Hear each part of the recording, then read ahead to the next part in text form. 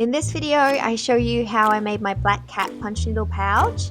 It's almost autumn, Halloween is around the corner, so I thought that this craft was perfect for the upcoming spooky season. Enjoy! So when I begin any project, I like to estimate how big the piece will be. So I'm using an embroidery hoop and this notepad I have in my studio to trace like the rough size of the pouch. And then I turn on Over the Garden Wall to play in the background, which is a necessity, especially around this time of the year. I started sketching and planning my design. The main body of the cat would just fold in half into like a silly rectangle, and the arms and legs would be just dangling and noodly. I have a vision, just trust. And then I cut out my paper pattern, trace that onto the fabric, and now we're ready to start punch needling.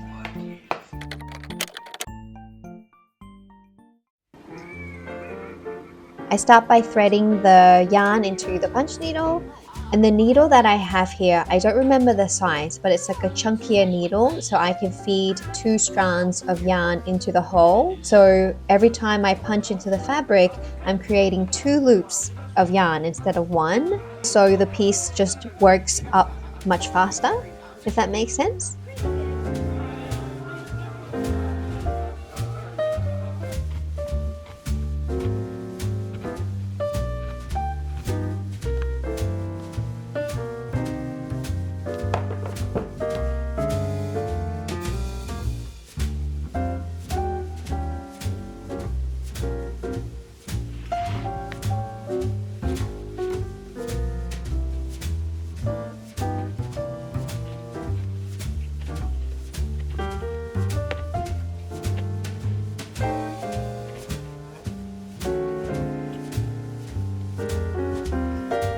And though the bulk of the work as far as punch needling goes is done, as you can see, some tidying up needs to happen, and that was the next phase of this project.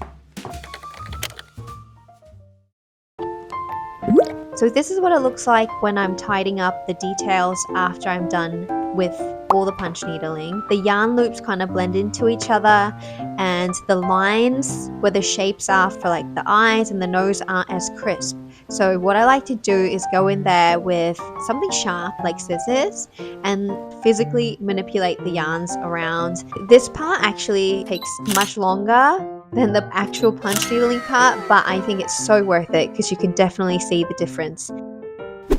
So once the face is looking spick and span, we're ready to sew in a few more details. I just use a yarn needle and some yarn to sew in some whiskers and a mouth and a butthole.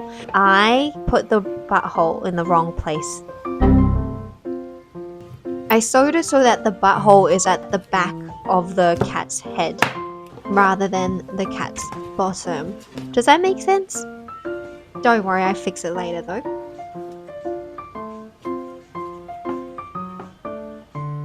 Bruh.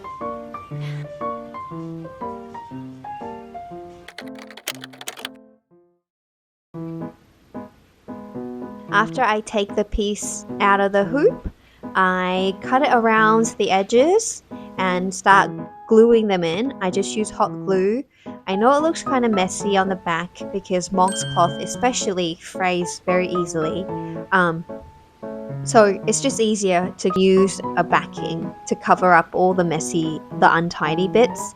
I also cut some macrame cord to make the arms and legs and felt for the ears. I was going to sew the legs onto the bottom border of the pouch so that the legs would actually be closer together. But then I quite liked the look of the legs being very far apart, so it looks like the cat is doing like constant splits.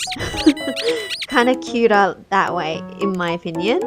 Anyway, after that, I sew on a magnetic clasp that has like the holes where you can sew them directly into your project onto the top and bottom part of the pouch. So when I fold it, it would just snap together.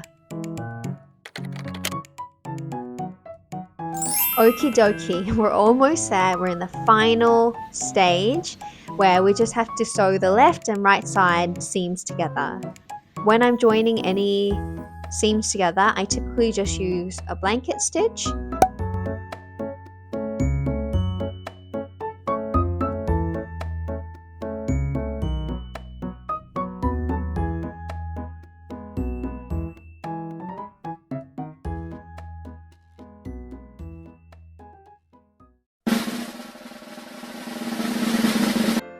And now we're at the final reveal / inspection time where I assess my work.